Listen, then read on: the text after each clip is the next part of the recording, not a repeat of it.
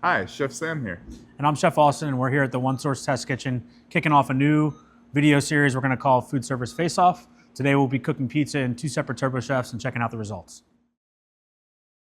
So part of the things that we will talk about with the performance round will be cook time, even browning, and recovery time between pizzas. Seeing as though I have a higher max temperature in the Fire oven, I will be cooking at 780 degrees on the bottom fan and about 725 degrees on the top.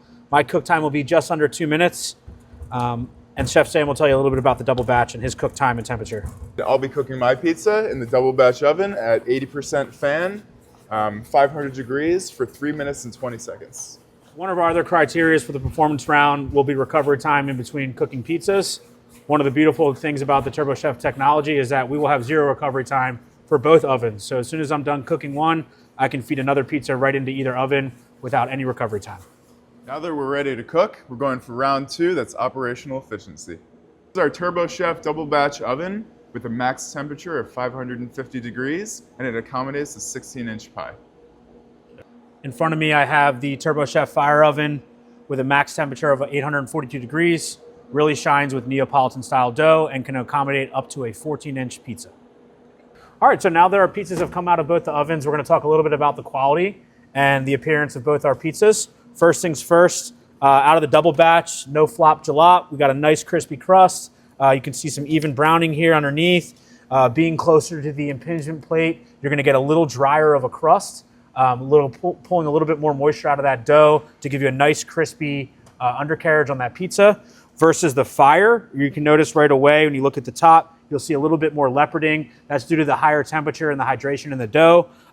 Slight edge of the double batch here if you like your crust a little crispier. If you're looking for something that's a little softer, you'll see a little bit of a sag here on the Neapolitan, but ideally both very servable, both great products, more so a matter of preference. When we talk about the cheese melt, I'd say it's pretty much even. Point goes to each. So overall appearance, I'd say mostly is a preference thing, right? If you like your pizza a little more New York style at a lower temperature with a drier crust, I would opt for the double batch. If you're looking for a little more color, a little more char, a little more leoparding on the top of your dough and a slightly softer undercarriage, more softer crust as well, I would opt for the Fire. Now that we're done cooking, we're on to round 3 of our food service face-off. We're going to talk about additional features and maintenance. As you can see, we're not under a traditional kitchen hood. One of the features of these 2 units is that they are both ventless. Obviously, the double batch is a larger footprint and can cook 2 pizzas at once, and the Fire can only cook 1. One of the other cutting edge features that comes along with the double batch is its ability to be connected to the IoT web platform that is called Open Kitchen. This gives the end user the ability to track diagnostic data, to program recipes remotely, to send out push notifications, to get a snapshot of what my unit is doing in the field, even if I am on my day off. A great benefit for operational oversight, asset management, and getting a control of your sales report versus what is being cooked in your unit on a daily basis. Any of the newer style units coming out of Middleby that are going to be equipped with this one-touch controller, most of them will have the ability to be connected with the ConnectWare module on the back of the unit to the Open Kitchen platform. So the final criteria we'll talk about in round 3 of our food service face-off is just daily maintenance and cleaning for each of these units. With the double batch, seeing as though there are 2 chambers, you have 3 components that will be removed to be cleaned, ideally on a daily basis. Those are dishwasher safe. As an end user, you are required to use the TurboChef cleaner. This is a great cleaner that is not only going to help you clean your unit on a daily basis, but also protect the unit to make it easier to clean as you move forward in your operation.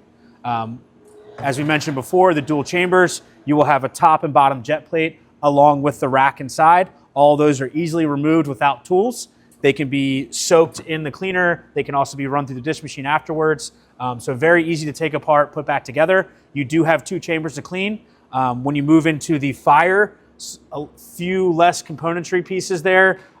Really, it's just this front panel that's going to unscrew once the unit's fully cooled down. Gives you an opportunity to clean inside near the blower motor, as well as vacuum out or wipe out any debris, burnt cheese, sauce, any other toppings that might have fallen off the side of the pizza or been blown around during the cooking process. So now that we are through all 3 rounds of our food service face-off with both TurboChef units, it's pretty obvious that both these can cook a pretty awesome pizza in a very quick period of time. Really, when it gets down to determining which one is better for your operation, it comes down to what sort of dough you're using, your volume, the type of labor force you have. Seeing as though both of these are pretty easily programmed, you're going to be able to hold a lot more recipes in the double batch, but this is a little easier of a controller, slightly more analog style, where it's one press and it's going to count down each pizza that you throw in there. As you can see, both of these units made great pizzas, but that's not all they're good for. You can cook a variety of foods in both of these ovens based off your menu and kitchen operations. Please check out the description below for more information and links to the spec sheets for both these ovens. Thanks for watching. We'll see you next time.